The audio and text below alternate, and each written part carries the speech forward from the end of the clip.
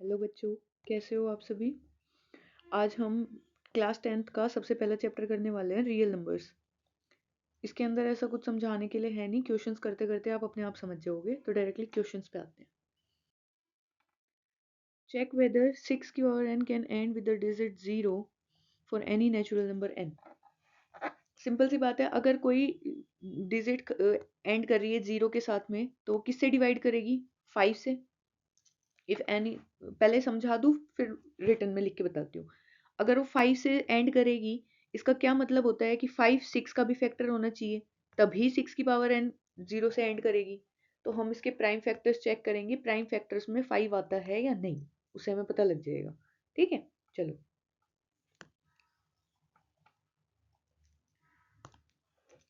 If any number if any number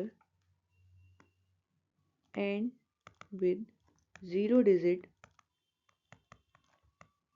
it means it is divisible by 5।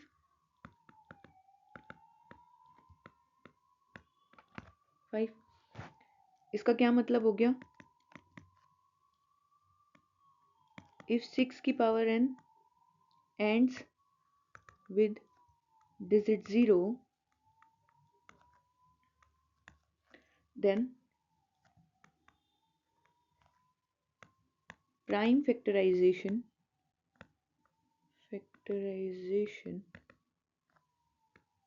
of 6 की power n would contain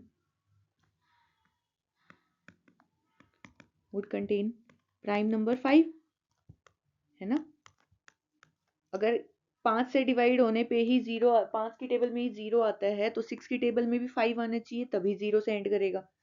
6 की prime factor है इसमें, मतलब table में बिल्कुल बेसिक सी लाइन बोल रही हूँ।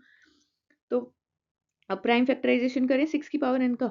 6 की पावर n का क्या होता है? 2 इंटू 3 की पावर n, दैट इज 2 की पावर n इंटू 3 की पावर n। क्या कहीं पे 5 आ रहा है? कहीं पे नहीं आ रहा। यहाँ से हमें क्या मिल रहा है? 5 is not present. 5 is not present in prime factorization of 6 की पावर n। दैट मीन्स 6 की power n,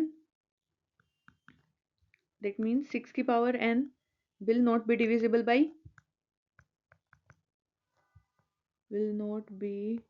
divisible by 5, hence 6 की पावर n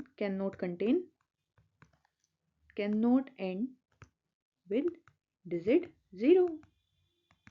ये हमें प्रूफ मतलब चेक करना था। ठीक है, चलो आगे। अगला क्वेश्चन है, two numbers are in the ratio 2:3, their LCM is 180, hence HCF निकालना है। एक फॉर्मूला होता है, याद रख लेना, LCM into HCF of two numbers is the product of the two numbers. ठीक है, दोनों नंबर्स का प्रोडक्ट जो होता है वो एलसीएम और एचसीएफ का मल्टीप्लीकेशन होता है।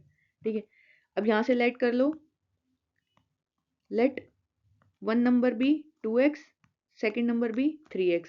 इन दोनों का एलसीएम निकालो। एलसीएम क्या हो जाएगा? हाईएस्ट, मतलब सॉरी, वो कॉमन कॉमन निकाल लो और फिर उसके बाद हाईएस्ट पावर लिख दो। 2 3 और x दोनों में कॉमन है ही x, तो क्या हो गया? 6x। गिवन है में एलसीएम, तो क्या हम 6x की वैल्यू पुट नहीं कर देंगे? 180 बिल्कुल कर देंगे। x की वैल्यू आ गई 180 upon 6 is equals to 30। x की वैल्यू आ गई 30, तो यहाँ से दो नंबर क्या आ जाएंगे? 2x 3x। 2 इंटू 30 60, 3 इंटू 30 90, दोनों नंबर आ गए। एलसीएम हमें मालूम है, इस फॉर्मूला में पुट कर दो। तो यहाँ से एचसीएफ क्या हो जाएगा? a इंटू बी अपॉन में LCM, a into B 60 into 90 upon में 180। 9 1 जा 9 2 जा 2 1 जा 2 3 30। ओके, एचसीएफ आ गया 30। चले, 3 bells ring at interval 6 12 and 18 minutes के इंटरवल पे बेल रिंग करती हैं। ठीक है, if all the 3 bells ring at 6 am, when will they ring together again? कब रिंग करेंगी दोबारा, ये निकालना है। तो यहाँ से हमें क्या निकालना है? 6 12 and 18 का एलसीएम। एलसीएम निकाल लो 6 का, 12 का एंड 18 का, तो उससे हमें वो पता लग जाएगा। 6 का प्राइम फैक्टराइजेशन 2 इंटू 3, 6 का प्राइम फैक्टराइजेशन क्या होता है 2 इंटू 3, 12 का क्या होता है 2 इंटू 2 इंटू 3, 18 का होता है 2 इंटू 3 की पावर 2। तो हाईएस्ट कॉमन निकाल लो 2 की पावर 2 इंटू 3 की पावर 2, 2 की पावर 2 क्या होता है 4 इंटू 9, 36 आ गया एलसीएम 36। तो पहले कितने बजे बज रही थी 6 बजे, अब कितने बजे बजेगी 6:36 पे। ठीक है, ये हमें 9 निकालना था। आजो find the largest number which on dividing 120, 1251, 9377 and 15628 leaves remainder 1 2 3। Largest number निकालना है, ठीक है, याद रखना लार्जेस्ट निकालना है। आ जाओ, तो अगर इससे डिवाइड करने पे रिमाइंडर 1 दे रहा है तो क्या हम नंबर नहीं निकाल सकते? 1251 को -1 करेंगे तो क्या आएगा? ये प्रॉपर डिवाइड हो रहा होगा। ऐसे ही 9377 में से -2 कर देंगे तो 9375, ये डिवाइड हो रहा होगा, रिमाइंडर नहीं बचेगा, 0 बचेगा। 15628 में से 3 माइनस कर देंगे 625, ये हमारा नंबर आएगा। अगर हम इन तीनों नंबर्स का एचसीएफ फाइंड आउट करेंगे तो वही हमारा रिक्वायर्ड नंबर होगा, जो कि लार्जेस्ट आ रहा है। Required number is equals to HCF of 1251 sorry 50 इन तीनों का 9375 15625, यही तो आएगा। अब इसको एचसीएफ हम कैसे निकालेंगे? यूक्लिड्स का डिवीजन एल्गोरिथम होता है, क्या होता है? Dividend is equals to divisor into quotient plus remainder, है ना। अब यहाँ पे हमें दो दो का निकालना है। सबसे पहले हम किसका एचसीएफ निकालेंगे? इन दोनों का निकाल लेते हैं, बड़े का 15625 9375। तो डिविडेंड इसको कब तक पुट करते हैं? तब तक रिमाइंडर 0 ना आ जाए, तब तक हमें आगे आगे सोल्व करना होता है। तो लेट कर लो equation a is equals to b q plus में आर। ए की जगह पुट करेंगे 15625, बी की जगह ये पुट करेंगे, और क्वोशिएंट हमें मालूम ही होगा, मतलब हमें मल्टीप्लाई करना होगा ना। बी की जगह क्या आएगा 9375, क्वोशिएंट क्या आ जाएगा 1, रिमाइंडर क्या बचा 6250। अब अगले में हम क्या करेंगे? ये जो हमारा अब की बार डिवाइजर था ये अब डिविडेंड बन जाएगा 9375, और जो रिमाइंडर आया वो हमारा डिवाइजर बनेगा। बी की जगह पुट करेंगे 6250 into 1 plus 3125, same as it is 6250। अब यहाँ रखेंगे 3125, इसको 2 से कर देंगे तो रिमाइंडर आ गया 0। तो हमारे पास इन दोनों नंबर का एचसीएफ क्या आ गया 3125। ठीक है, ये इन दोनों नंबर का एचसीएफ आ गया। अब इस 1250 और 3125 का एचसीएफ निकालेंगे तो क्या टोटल एचसीएफ नहीं आ जाएगा? बिल्कुल आ जाएगा। क्या बचेगा एचसीएफ? हमें किसका किसका निकालना है 1250 और 3125, जो इन दोनों का एचसीएफ आया। अगेन पुट करो ऐसी इक्वेशन के अंदर 3125 is equals to 1250 into 2 plus में 625, 1250 अगेन 625 इंटू 2 कर देंगे तो रिमाइंडर 0 आ गया। रिमाइंडर 0 आते ही हमें एचसीएफ मिल गया। ये क्या है 625। ये इन तीनों नंबर्स का एचसीएफ है और यही हमारा सबसे लार्जेस्ट नंबर है जो कि डिवाइड करेगा। आगे समझ में? चलो, अब प्रूव करना है √3 इज एन इरेशनल नंबर। इसको प्रूव करने के लिए हम एक कॉन्ट्राडिक्टरी स्टेटमेंट यूज करेंगे। लेट कर लो, लेट √3 बी रेशनल। अगर √3 रेशनल है तो वो किसकी फॉर्म में होगा? पी बाई क्यू की फॉर्म में होगा, बिल्कुल होगा। और पी और क्यू क्या होंगे? आपस में को प्राइम नंबर्स होंगे। को प्राइम नंबर्स कौन से होते हैं? जिनका एचसीएफ 1 होता है। कर लो सोल्व। √3 किसके फॉर्म में हो गया? P by Q. स्क्वायरिंग कर दो दोनों साइड, 3 √3 का square is equals to P का स्क्वायर अपॉन क्यू का स्क्वायर। तो यहाँ से क्या आ गया 3 equals to P square upon Q square. Q square क्या आ गया पी स्क्वायर अपॉन 3। तो क्या हमें नहीं पता लग रहा कि 3 जो है वो पी स्क्वायर को डिवाइड करेगा, करेगा ना। इसका मतलब क्या हुआ 3 is a factor of P, है ना। 3 पी का फैक्टर है तो क्या हम पी को 3c नहीं लिख सकते? बिल्कुल, कोई भी टर्म जो आएगी वो 3 के मल्टीप्लाई में ही आएगी अगर पी 3 का फैक्टर है तो। अब इसको स्क्वायर कर दो दोनों साइड।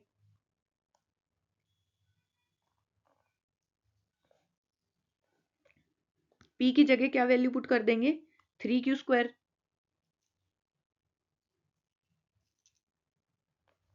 नहीं सॉरी, पी स्क्वायर, हाँ सॉरी सॉरी सॉरी सॉरी, मेरे को कंफ्यूजन हुई है। तो यहां से वैल्यू क्या आ जाएगी, क्यू क्या होता है पी स्क्वायर अपॉन 3, है ना। क्यू क्या हो जाएगा P square upon 3। P square की जगह क्या कर देंगे 3c, 3c का स्क्वायर 9c स्क्वायर अपॉन 3। तो क्यू क्या आ गया, क्यू भी 3c स्क्वायर आ गया। तो क्यू किसका यानी कि 3 is a factor of Q also. अगर क्यू की मतलब 3 की मल्टीप्लीकेशन में आ रहा है, इसका मतलब 3 is also a factor of Q. 3 P का भी फैक्टर है, 3 क्यू का भी फैक्टर है, तो क्या पी एंड क्यू का कॉमन फैक्टर नहीं है 3? पी एंड क्यू का 3 इज ए कॉमन फैक्टर, है ना।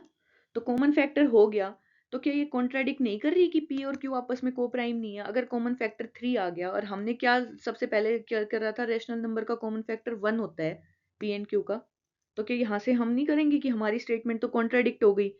तो √3 रेशनल नंबर था ही नहीं, hence √3 is an irrational number. Okay,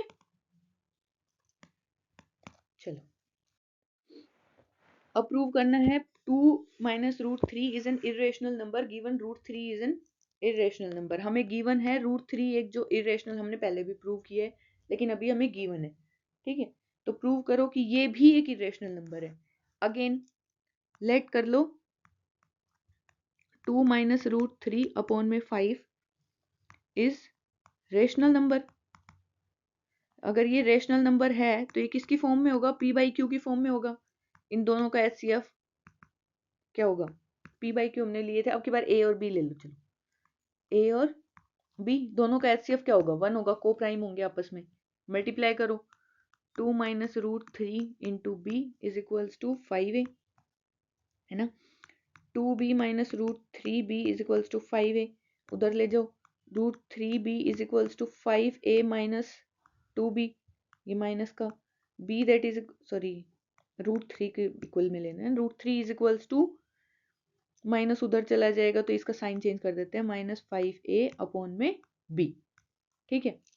अब यहां से क्या है a और b अगर हमारे इंटीजर हैं तो क्या 2b -5a upon b integer नहीं हो जाएगा? बिल्कुल हो जाएगा, ठीक है। अगर ये पूरा का पूरा एक इंटीजर है तो क्या ये अपॉन में दोनों के दोनों रेशनल नंबर हो जाएंगे? नहीं होंगे, ठीक है, सॉरी होंगे होंगे होंगे 2b माइनस 5a भी दोनों रेशनल नंबर हो जाएंगे। तो ये क्या कह रहा है, अगर ये रेशनल है तो √3 भी रेशनल है, √3 इज ऑल्सो रेशनल। लेकिन हमारी स्टेटमेंट में क्या कह रहा है √3 इज एन इरेशनल नंबर, तो ये अगेन कॉन्ट्राडिक्ट कर रही है ना, कॉन्ट्राडिक्ट कर रही है ना हमारी स्टेटमेंट से। इसने तो क्या कहा है कि ये रेशनल है तो √3 रेशनल है, लेकिन ये कॉन्ट्राडिक्ट कर रही है क्योंकि हमें तो क्या गिवन है √3 इरेशनल है, hence 2 minus √3 upon 5 is also an irrational number.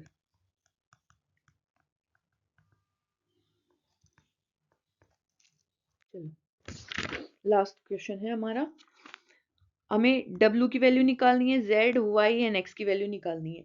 इसको क्या करते हैं, ऊपर जाते हैं तो मल्टीप्लाई करते हुए जाते हैं, तभी तो कॉमन बनता है, ठीक है। चलो 7 W क्या होगा 7 इंटू 13, 7 13 ही तो होगा ना। W क्या आ गया 91। Z क्या होगा 3 इंटू W, W की वैल्यू क्या है 91, तो Z की वैल्यू क्या आ गई 273। Y की वैल्यू, Y की वैल्यू के लिए हमें कुछ जरूरत ही नहीं है, Y की वैल्यू क्या आ गई 2 इंटू 819, इसकी वैल्यू क्या हो जाएगी 1638। ऐसे ही x की वैल्यू क्या आ जाएगी 2 इंटू वाई, वाई की जगह क्या आएगा 1638, दैट इज इक्वल्स टू 3276। आ गई सारी वैल्यूज, यही हमें निकालनी थी। ठीक है, अब इसके अंदर क्या लिख रखा है, also write the prime factorization of X. X क्या है हमारा 3276, इसका प्राइम फैक्टराइजेशन लिखना है, यानी कि सारे प्राइम नंबर्स 2 इंटू ये इसके प्राइम फैक्टराइजेशन ही है, बाय द वे बता दूं तो 2233, 2 की पावर 2, 3 की कितनी है 3 भी 2 है, 3 की पावर 2 इंटू 7 की पावर 1 इंटू 13, ये हमारा आ गया x का प्राइम फैक्टराइजेशन। ठीक है, थैंक यू सो मच। अगर वीडियो अच्छी लगी हो तो लाइक करना, शेयर करना एंड अपने दोस्तों में सबको भेज देना। ठीक है, थैंक यू सो मच।